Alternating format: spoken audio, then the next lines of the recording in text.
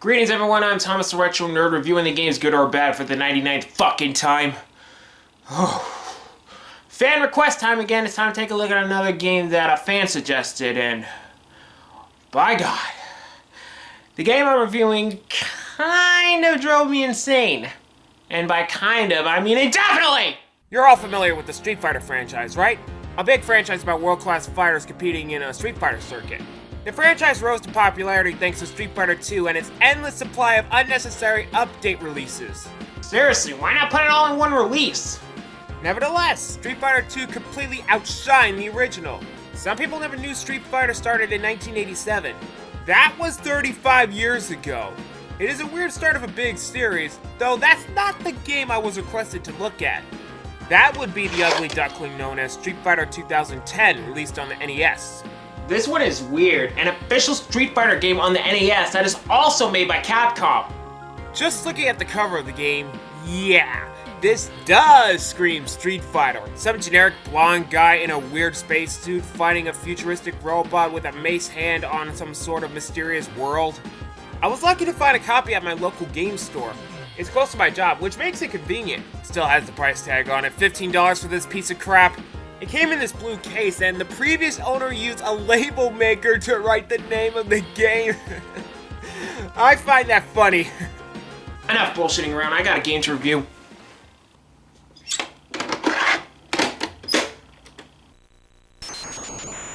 The title screen looks great, though getting into the game is completely off. As you can see here, there are platforms, spaceships attacking you, a weird blobby things, and a giant scorpion monster. Does all of this have a comparison to Street Fighter? No. You've lost your balls. The backstory tries, but it's just weird. So basically, Ken Masters, won the Street Fighter circuit, then he retired and became a scientist. He and his partner Troy created something called cytoplasm. Weird. So, during the time, Troy gets killed, the cytoplasm gets stolen, and everybody's turning to mutants, and Ken has to go around the entire galaxy to stop it. Yeah, that's basically it.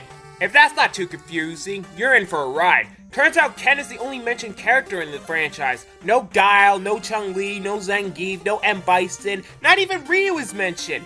Yeah, Ken's longtime partner and friend Ryu is not in this game. It's like the same problem with Mortal Kombat 3 where you have Sub-Zero and no Scorpion. Now this is only for the American release, because in the original Japanese version, it had nothing to do with Street Fighter. The main character's name is Kevin Stryker, a cop from the future who protects the galaxy from mutant criminals. So when they realize that Kevin is a blonde, the Americans decide to rename him Ken to connect him to the franchise that they carry by name. In other words, it was a lazy bullshit excuse to connect this to this. So for this review, I'm just gonna call the main character who is originally called. So as Kevin, you go around 5 planets in this small galaxy, stop rampaging mutants like a flying scorpion, a mutant that throws ice blocks, a sentient plant, humanized frogs, and many more. The controls are awkward at first, but I got used to it. It's kind of like a cross between Mega Man and Ninja Gaiden. You move with the D-pad, A to jump, and B to shoot. Shooting in this game is where it got awkward for me. By standing still, you can only shoot forward and straight up. You could shoot while jumping, but you can only shoot once, which sucks. Though it is stronger. You can shoot down while doing a backflip. I don't get it. Ducking is not possible, and some enemies are lower from your range. You could shoot diagonally, which is a combination of pressing down and B. This is dumb. You can't duck in this game, but you can shoot diagonally up. There are also points where you could cling on walls and climb them. Sometimes I didn't mean to do it, and the game does it against my own will. Other times it fails and I fall to my death. So at the start of each level, you get a visual of the target enemy. You destroy the target to make a portal appear. You only have 10 seconds to find it and go to the next level. Sometimes you have to destroy multiple versions of the target enemy to fill up the portal bar on the bottom. Throughout the game, you have to collect power-ups to upgrade your blaster since you start off weak as shit. So many enemies come at you in all fronts, it becomes chaos. You are only allowed to get hit 5 times. When you die, which is extremely often, You will lose all your power-ups and you will start back from scratch. What? What's worse, after beating a level, your health doesn't replenish, causing you to die faster in the next level. What? Now, you can regain your health when enemies drop health pellets. The small ones only give you a half a pellet, while the big ones give you 2. In the end, it just delays the inevitable on what I consider to be the most unfair experience I ever had for an NES game. This game is difficult for all the wrong reasons, mainly because of how the enemies are placed in each level. Take the second level on Planet 2. You're climbing up these mucus pillars, and some floating flytrap creatures are flying up to attack you. Since you can't shoot down while climbing on any surface, I have to do some wiggle room to avoid them. It sucks and it wears out my thumb a bit. Other times, enemies come out of nowhere at random. Ladies and gentlemen, my reaction when an enemy kills me from above while avoiding the others around. What? What? No! No! No! You gotta be... Then there are the tense levels. Auto-scrollers, my pet peeve. Still don't like these levels because of all the pressure it puts me in. Then there's the second level on Planet 4, where it scrolls back and forth. It gets confusing, but on my first attempt at this level, I learned that you can't go on the top because it crushes you. God damn it. The hit detection is just ridiculous. There are multiple times where the enemy hits me and you can see it's not even close. Come on! That sandworm didn't even touch me! The boss battles are on a whole new level. There is the previous mentioned sentient plant that bounces around while you're shooting it. There's a horseshoe crab mutant in the sand level that pops down and spews out a sandworm to distract you. I can't focus on the crab because the worm is on my ass. There's also a one-eyed spike mutant that shoots a projectile to prevent you from landing on the ground. I figured out a trick to beat it. Wait until it shoots, jump at the right time, score a few shots, rinse and repeat until you beat it. Then there's this eyeball mutant. You can't be able to shoot it unless you're powered up. Mostly, that's not gonna happen. The only way to shoot is to let these slime towers build up, stand at the right position, and shoot at the eye until it explodes. Then good luck trying to dodge the other crap at the same time. As you can see, you can't pay attention to one thing at a time. The whole gimmick of this game is to outright distract you so you can multitask. This is just crazy! Now, there are some positives I can say about this game. The graphic design is unique with the futuristic setting. I like it. Kinda has that H.R. Geiger vibe, as you can see. The game also has cutscenes that continues the story, and the presentation looks pretty good, even though the story is still shit. The soundtrack is good too. Some of the songs are a good banger to listen to. Though, if the difficulty was toned down and the controls were ironed out, this would have been an NES classic. I also felt satisfied when beating a target enemy and you get that glorious fanfare.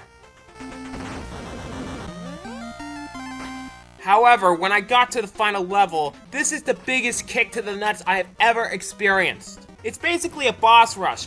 You have to fight 3 bosses in 3 different rooms, and there's some we've tackled already. This clamp mutant from Planet 4, you have to attack it from the bottom. There's also this asshole with a retractable mace. Must be the same mutant on the cover of the game. This guy sucks. Whenever he launches a mace in front of you, you have no time to react. Lastly, we have 2 mummified wolves that constantly teleports and spewing fire towers. I fought one of them on Planet 3. One is bad enough. Having to fight 2 of them at once is fucking impossible! It looks like they know where I'm gonna go so they can attack me. I can never shake these guys! God, motherfucker! So, according to the final level, you have to fight 3 bosses plus the final boss, which has 2 forms, all without dying once! This is madness! How is a kid supposed to handle all this pressure back then? I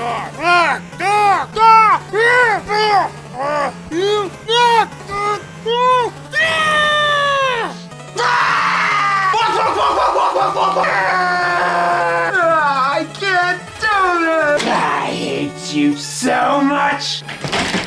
God damn it! Fuckload of shit! I hate you!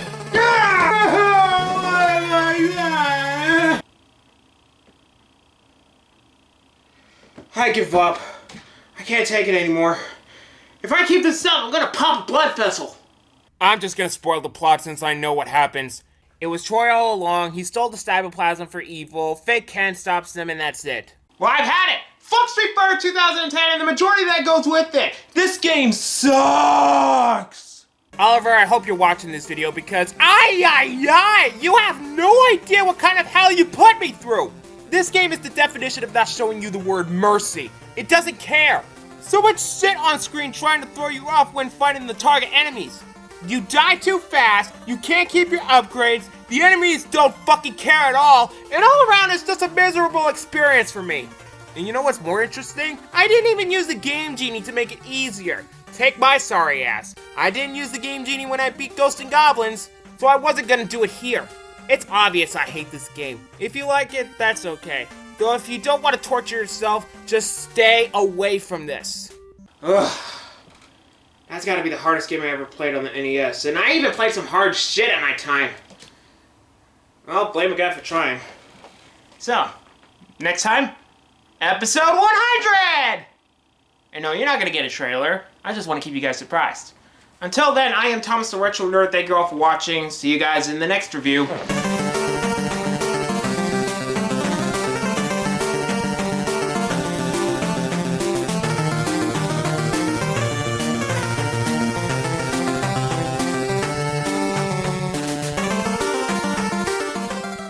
But the backstory tries, but it's really stupid. So basically, Ken, yes, Ken Masters, who won the Street Fighter circuit, so he retired and became a scientist. He and his partner Troy created something called cyberplasm. Weird. Then Troy gets killed, the cyberplasm gets taken, and everybody's turned into mutants. So Ken has to stop this. But to stop this.